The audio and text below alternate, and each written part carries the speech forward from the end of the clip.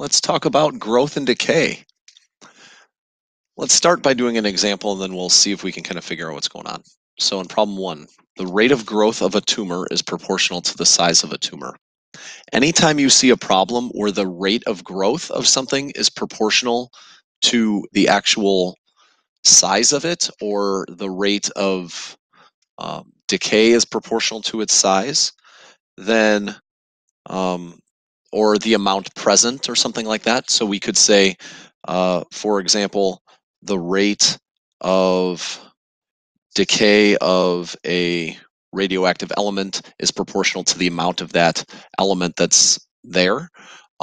Anytime we have a situation like that, we have this law of exponential change that goes on. So I'm going to walk through the steps of how it works, and then we will go from there. Write a differential equation satisfied by S, the size of the tumor in millimeters, as a function of time t. So the rate of change of the size of the tumor with respect to time is equal to K times S. So that is the rate of change of the size of the tumor, or the rate of growth, is proportional to the size. So we use K for some constant that refers to the proportion, or some constant that we're multiplying by S. So this is basically what's happening with proportions here. Find the general solution to this differential equation. So since this is a differential equation, we can separate the variables. So ds over s equals k times dt. Remember that k is a constant, so we can separate variables like this. Now we're going to integrate both sides. So when we integrate both sides, the integral of 1 over s ds is the natural log of s, and then over on the other side we get kt plus some constant. So if we want to solve for s here, then what we're going to do is we're going to take e to both sides, and when we take e to both sides, we get s equals e to the kt plus some constant. And as we've talked about before, due to properties of exponents, s then is equal to e to the kt times e to this constant. And so then e to the constant is just another constant. So we end up with the general solution to this equation is s, the size of the tumor, is equal to a, which I'm just changing from some constant value, times e to the kt. So a is some constant times e to the kt. So now, if the tumor is 5 millimeters across at time 0, what does that tell you about the solution? So when we have the size is equal to a times e to the kt, we can substitute 0 in for t and 5 in for the size of the tumor. So we have 5 equals a times e to the k, and then t is 0. So 0 times k is just 0. E to the 0 is 1. So what that tells me is that a is 5. So that constant that's in the front is 5. So that kind of helps us get part of the equation. So we have s equals 5 e to the kt. And now if we also know that the tumor is 8 millimeters across at time 3, what I can do is I can write 8 equals 5 times e to the k times 3. And now I have to solve for k, and that will give me an additional part of the solution. So 8/5 equals e to the 3k. Now I take the natural log of both sides in order to try to isolate the variable. So I have the natural log of 8/5 equals 3k. So k in this problem is equal to the natural log of 8/5 divided by 3. So if I want this final equation here, I would end up with s, the size of the tumor, is equal to 5 times e to the natural log of 8/5 t, and then t is not like with the natural log. So natural log of 8/5 t over 3. That whole thing is the exponent. So we have 5e to the natural log of 8/5 times t over 3. You can get a decimal for that, but I'm not going to at the moment. So now let's talk about what happens if we have the rate of change of any quantity y being proportional to uh, the amount of that quantity. So if the rate of change of a quantity is proportional to the quantity, then we have this differential equation that is true, and that's true for some constant k. This means that after we go through all of the work up here, what we found is that when we go through all that work, we end up with some sort of equation that we always get, and that's y, or whatever the quantity is equal to some constant times e to the kt, and we can usually solve for that constant, where a always ends up being the initial amount. So you usually end up seeing something where it's y naught times e to the kt. So you can find that initial amount, and then you can also find the constant typically after that. So basically, the calculus is used to find the formula. If you remember the formula, you don't have to do the calculus for any of these problems. But if you don't remember the formula, then you can go through and do the calculus. So let's look at problem 2. Oil is pumped continuously from a well at a rate proportional to the amount of oil left in the well. So once again, we have a differential equation, dy dt equals k times y. If we wanted to solve the differential equation, I will once again do it really quickly, just to show you that in case you forget the formula, you can solve this pretty easily. So after we have this differential equation, we can separate the variables. Dy over y equals k times dt. Then we integrate, and we end up with natural log of y equals kt plus c. And then after we do that, we end up with taking e to both sides, and we get y equals e to the kt plus c, which, if we remember our properties of exponents, this plus c ends up being something that, I don't know why I forgot the equal sign. That thing ends up being something that we can multiply by it, so we have y equals some number times e to the kt. So we can get it every single time if we really need to. So in case you forget the formula, you can derive it.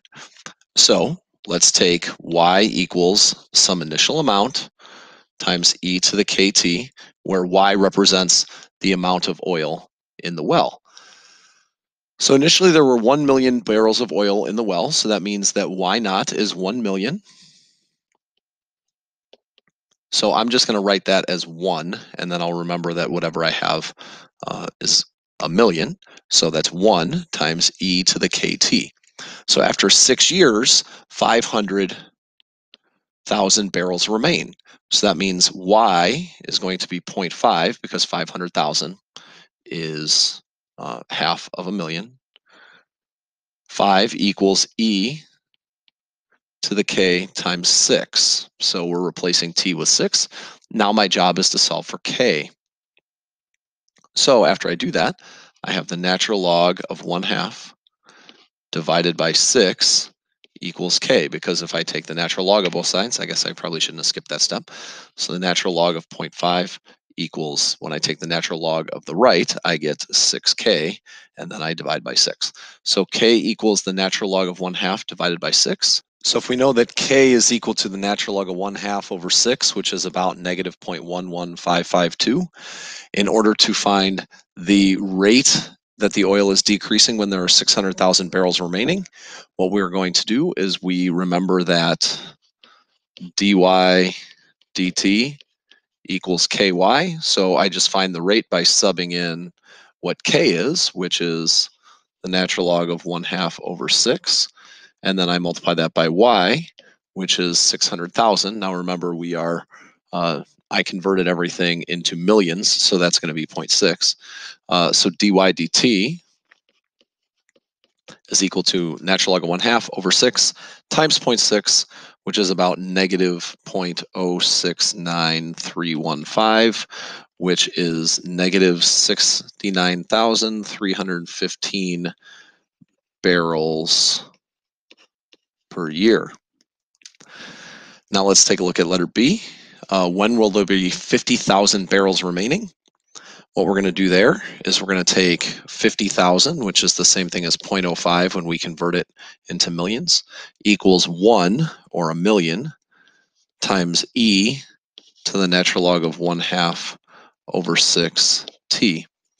So I take this, I end up solving for t, so I take the natural log of both sides, so I have the natural log of 0.05 equals t times the natural log of 1/2 over 6. So I multiply by 6 and divide by natural log of 0.5. That's the same thing as having the natural log of 0.05 over the natural log of 1/2 over 6. So I could have it written in a variety of different ways. Make sure if you type things in the calculator, you use parentheses correctly. So I end up with t equaling about 25.932 years. So that's about how long it will take for that to happen. One thing that I didn't mention in this problem is that we have 1 million barrels of oil, and then 6 years later we have 500,000. They're giving us the half-life of the barrels in the oil. So because they give us the amount that exactly half of it is left, when we were calculating K up here, we had 0.5 equals this equation. We end up with the half-life of 6 years in this problem. That's just a vocab word for you. Okay, Newton's law of heating and cooling. So temperature of a hot object decreases at a rate proportional to the difference between its temperature and the surrounding temperature. Similarly, a cold object heats up at the rate proportional to the temperature difference between the object and its surroundings.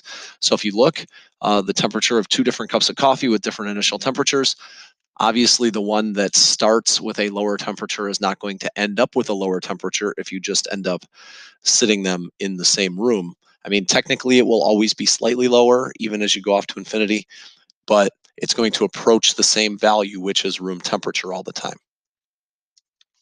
So really quick, I'll derive this. So dt over dt, where capital T stands for temperature and little t stands for time. dt over dt, so the rate of change of temperature with respect to time, is equal to negative k. Now, a lot of times they use negative k in textbooks. I'll end up getting rid of the negative a lot of times because I end up losing negative signs and I get the wrong value a lot.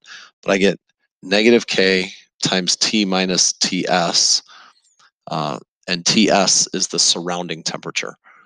So if I separate the variables, I get dt over t minus the surrounding temperature equals negative k times dt, the time one. So if I integrated these by what we just learned, if I simplified everything and solved it, I end up with t minus ts equals the initial temperature minus ts. Remember, we learned back here that this y equals y naught e to the kt. This always ends up being the initial temperature. So since we have this going on, this T minus the surrounding temperature, we're actually going to have the initial temperature minus the surrounding temperature, in this case, times e to the negative kt. Now the negative is in there once again because we had this negative sign here. If you just get rid of the negative sign, you don't really have to worry about it. It's not that big of a deal. So this is Newton's law of heating and cooling. This is something that you are probably going to want to memorize unless you want to derive it every time. Did you ever wonder how medical examiners can pinpoint the time of death? Well, when a murder is committed, the body, originally at 37 degrees, cools according to Newton's law of cooling. Suppose that after 2 hours, the temperature is 35 degrees Celsius and that the surrounding air is a constant 20 degrees Celsius. So let's find the temperature H of the body as a function of T in time with time and hours since the murder was committed. So if I take this and I use this formula that I have, they tell me that they want to use the variable H. So we're going to do that minus the surrounding temperature. And that's equal to the initial temperature, which is 37, minus the surrounding temperature, times E to the KT. I'm just going to ignore the negative sign because I end up losing it anyway. So they also tell me that after 2 hours, the temperature is 35 degrees. So 35 minus 20 is 15 equals 17 e to the k times 2. So now my job is to solve for k. So I divide by 17. So I get 15 over 17 equals e to the 2k. I take natural log of both sides.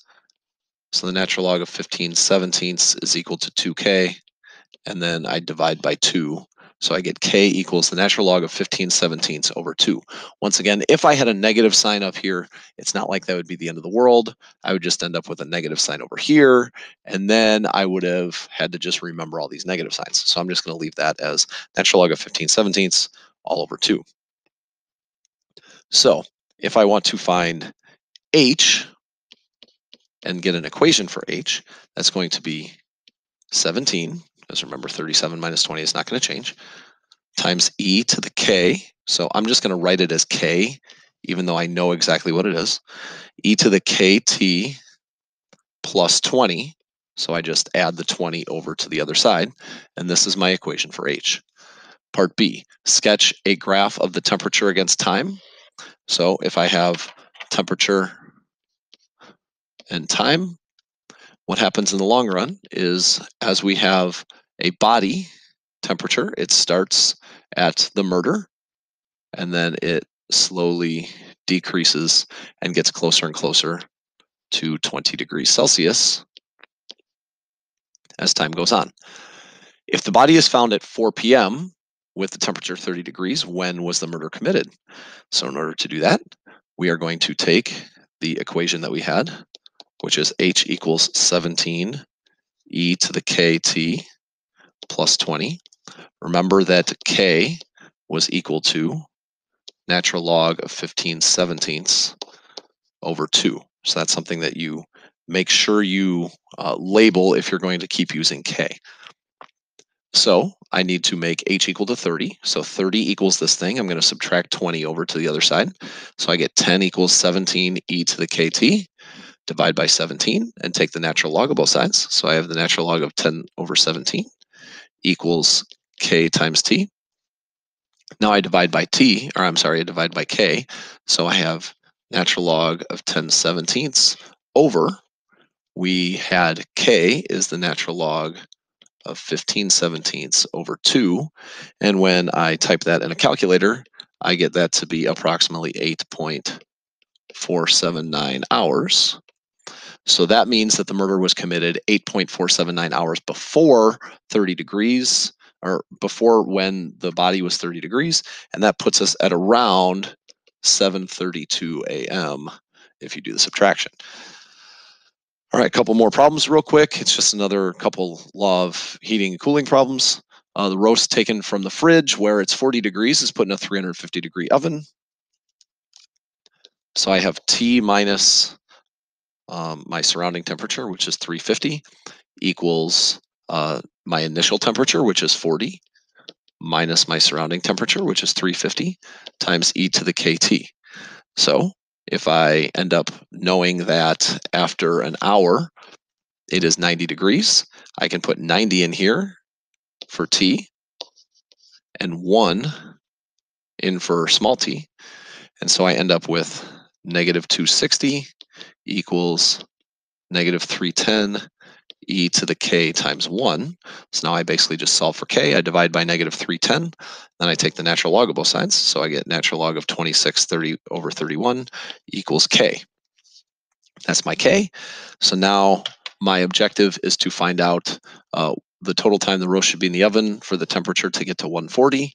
So I get 140 minus 350 equals negative 310, which is never going to change since I had 40 as my initial temperature and 350 as my surrounding temperature, times e to the k. Remember, we know what k is. So that's the natural log of 26 over 31 times t. So I end up with negative 210 equals negative 310 e to that stuff. So I divide by negative 310 and I get 21 over 31 equals e to the kt. I'm just going to write it as k for the interest of time. Now I take the natural log of both sides. So I have kt equals the natural log of 21 over 31. So I divide both sides by k, and I end up with a final answer of natural log of 21 over 31 divided by the natural log of 26 over 31, which of course was my k, and this ends up being about 2.214 hours. So that's how long the roast should have been in the oven. What if the roast is just placed in a room temperature room instead, so about 68 degrees Fahrenheit?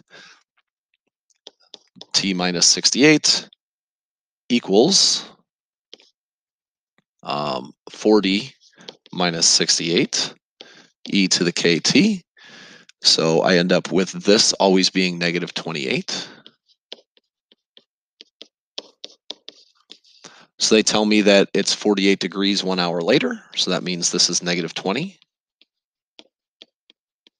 So when I divide by 28 and take the natural log of both sides, remember that when I sub in t equals 48, big T equals 48, I had little t equals 1. So I divide and I end up with the natural log of 20 over 28, which you could simplify to 10 over 14, which you could also simplify to 5 over 7, but that's not important. And that equals k because I took the natural log of both sides as well. Now, I move over and I finish the problem. So t minus 68 equals negative 28 e to the k. So k is natural log of 5/7 times t. We know that we're trying to find the temperature after 3 hours. So I have t equals negative 28 e to the 3 times natural log of 5/7 plus 68. And that's just simply a calculator question. So I end up with 57.796 degrees Fahrenheit. One thing that I should notice is that this answer should never, ever, ever, ever be above 68 degrees because my temperature with respect to time is going to start at 40 and slowly get up, but it will never get higher than 68. And that is growth and decay and Newton's laws of heating and cooling.